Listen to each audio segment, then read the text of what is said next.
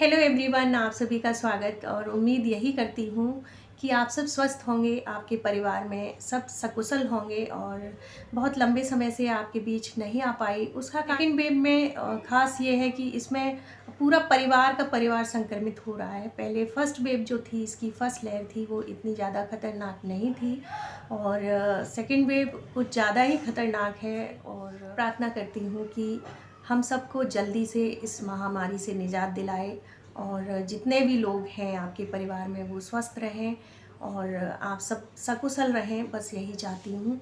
तो कोविड-19 पर भी एक छोटा सा मुझे वीडियो बनाना था, किस तरीके से लड़ सकते हैं। जो लोग पॉजिटिव हुए भी हैं तो वो अपनी सोच को किस तरीके से सकारात्मक रखें और उससे लड़ें। कोविड कोई बहुत बड़ा ऐसी बीमारी नहीं है जिससे जीता ना जा सके, लेकिन लोग एकदम से अंदर से टूट जाते हैं, भयभीत हो जाते हैं, इस वजह से वो हमारे ऊपर हावी हो जाती है बीमारी। वरना ऐसा नहीं है कि हम उससे हरा ना सकें, क्योंकि अगर आपकी विल पावर स्ट्रांग होती है तो कोई भी चीज़ आपके ऊपर ऐसा प्रभाव नहीं डालती कि आपकी जान ले ले। तो चलिए, आज मैं छोटी-छोटी जानकारियाँ आपके साथ शेयर करूँगी कि आप पसंद करेंगे इस वीडियो को, जो भी मैं छोटे-छोटे उपाय आपको बताऊँगी। वैसे तो सारे लोग जो हैं इतने ज़्यादा अवेयर हो चुके हैं कोविड-19 को लेकर के, लेकिन अगर छोटी-सी जानकारी अगर आपके काम आती है, जो मेरे द्वारा आज दी जाएगी इस वीडियो के माध्यम से, तो मेरा वीडियो बनाने का उद्देश्य जो है वो सफल हो जाएगा। तो सबसे पहले तो आपको बिल्कुल भी भयभीत नहीं होना है इस कोविड-19 से। अपनी जो सोच है उसको पॉजिटिव रखना है। एंजाइटी को अपने ऊपर हावी नहीं होने देना है। डिप्रेशन में बिल्कुल भी आपको नहीं जाना है, क्योंकि अगर आपकी सोच सकारात्मक होगी तो आप शारीरिक रूप से भी स्वस्थ रहेंगे, क्योंकि मानसिकता जैसी इंसान की होती है उसका प्रभाव या दुष्प्रभाव जो है वो व्यक्ति के शरीर पर पड़ता है। दूसरी बात, आपको अपना इम्यून सिस्टम इतना मजबूत रखना है कि कोई भी बीमारी आपके ऊपर अगर अटैक करती है तो उसको आप ईज़िली उससे बाहर आ सकें।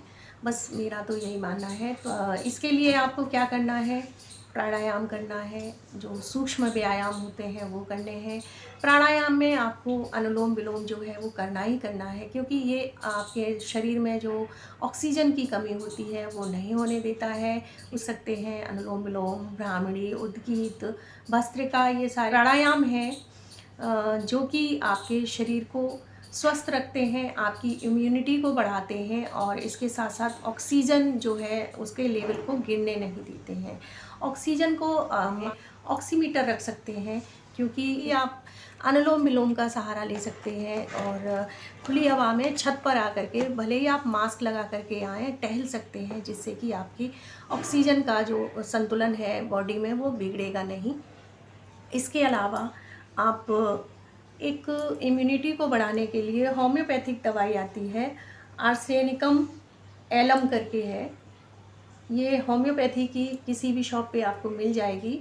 ये आपकी इम्यूनिटी को स्ट्रॉन्ग करती है। इसमें 10-10 ड्रॉप जो हैं वो पानी के अंदर लेने पड़ते हैं। बस आप लोगों की सुविधा के लिए मैं बता रही हूँ।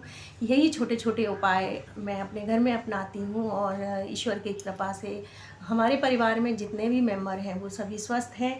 इसके अलावा आप झंडू का गिलोय और तुलसी ले सकते हैं, और शायद आपको दिख रहा हो, गिलोय तुलसी ले सकते हैं। इसके अलावा आप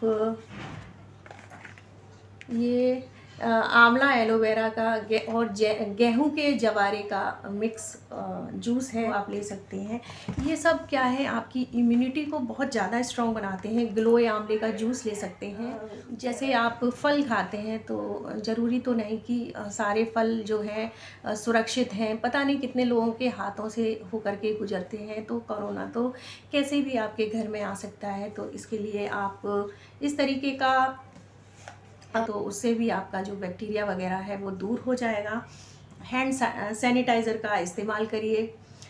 हैंड सैनिटाइज़र आप चाहे स्प्रे वाला ले लें, चाहे इस तरीके का आता है, तो उससे भी हो सके तो एयर सैनिटाइज़र का भी यूज़ करिए, क्योंकि ये एयर में मौजूद जो कोरोना वायरस है उसको ख़त्म कर देता है। तो एक बात और बताऊंगी मैं आपको कि अगर आपके फैमिली मेम्बर्स जो बाहर जाते हैं किसी न किसी काम से, तो जब भी वो घर के अंदर एंटर करें, सबसे पहले आप उनको सैनिटाइज़ करिए, कपड़ों का सैनिटाइज़र अलग आता है तो वो आप कपड़ों पर स्प्रे कर सकते हैं, या सीधे सीधे उनसे कहिए कि आप कपड़े चेंज कर लीजिए और हो सके तो नहा लीजिए।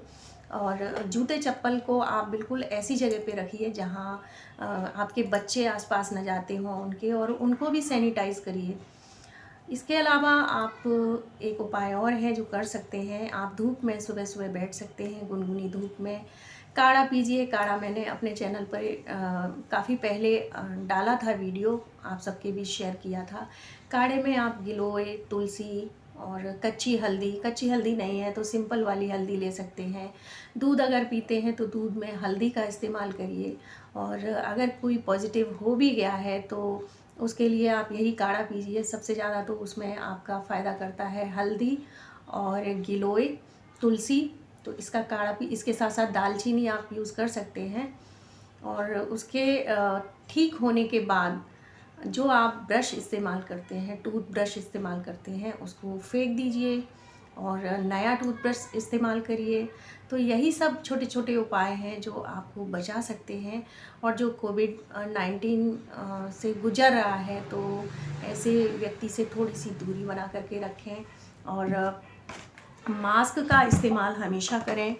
एक चीज़ और मैं भूल रही हूँ, विटामिन सी और जिंक की टैबलेट्स आती हैं, ये लेमोंज़ी करके है, तो ये आप ले सकते हैं, या सीधे-सीधे किसी मेडिकल स्टोर से विटामिन सी की टैबलेट्स को परचेज़ कर सकते हैं। ये आपके ऊपर डिपेंड करता है, और अगर आप इनको परचेज़ नहीं कर सकते तो फिर नींबू का इस्तेमाल कीजिए, चाहे वो शिकंजी के रूप में, चाहे सब्जियों में। क्योंकि कोविड-19 में ऐसा देखा गया है, और डॉक्टर्स भी यही राय देते हैं कि आप विटामिन सी को ज़्यादा से ज़्यादा इनटेक करिए। अगर किसी का यूरिक एसिड बढ़ा हुआ है, या जिनको जोड़ों के दर्द की प्रॉब्लम है और उनको लगता है कि खट्टे पदार्थ जैसे कि फल हैं या सब्जियों में आप नींबू वगैरह का इस्तेमाल करते हैं, उससे आपको परेशानी हो रही है, तो थोड़ा कम कर दीजिए।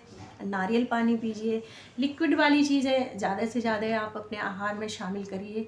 तो यही सब उपाय हैं कोविड-19 से बचने के, और ईश्वर करे कि किसी को भी इस बीमारी से होकर के ना गुजरना पड़े, और जो इससे मतलब गुजर रहे हैं या जिनको हो गया है कोरोना, तो उनको बिल्कुल भी डरने की ज़रूरत नहीं है। अपने ऊपर डर को हावी मत होने दीजिए।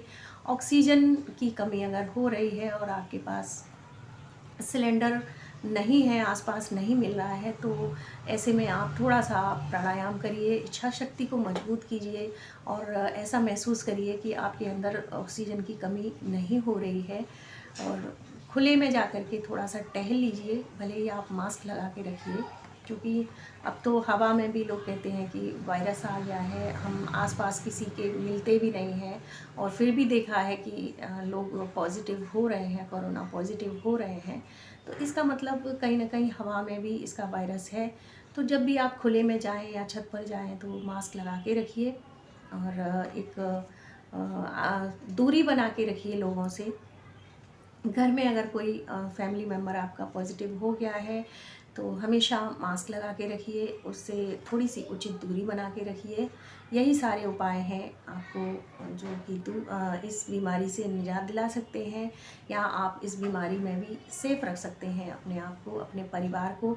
तो आई होप कि आज का वीडियो आपको पसंद आएगा, और वीडियो लंबा ना हो जाए, इसी वजह से मैं थोड़ा-सा भूल भी रही हूँ चीज़ों को कि क्या बोलना था, क्या नहीं बोलना था। कोई स्क्रिप्टेड वीडियो नहीं है कि मैंने स्क्रिप्ट तैयार की या उसको रटा। बस जो-जो उपाय मैं घर में अपनाती हूँ, अपने फैमिली मेम्बर्स को सेफ़ रखने के लिए जो-जो चीज़ें जो है वो मैं अपनाती हूँ, वही आपके साथ शेयर की हैं, और इस उम्मीद के साथ शेयर की हैं कि आपको अगर इन सब की जानकारी है तो बहुत अच्छी बात है, और नहीं है तो कृपया ये वीडियो देख लीजिए। और के लिए आप सब खुश रहिए, स्वस्थ रहिए, अपने परिवार के साथ अच्छे से इस समय को, जो ये कठिन घड़ियां हैं वो भी गुजर जाएंगी। कभी ना कभी तो अच्छा वक्त आएगा, पहले के जैसा आएगा, लेकिन जिसके परिवार ने अपनों को खोया है वो अब कभी वापस नहीं आ सकते। इसलिए यही है कि जो बचे हैं उनको सुरक्षित रखिए, स्वस्थ रखिए, और खुद को स्वस्थ रखिए। तो चलिए मिलते हैं फिर किसी नई वीडियो में और नए टॉपिक के साथ। तब तक के लिए आप सभी से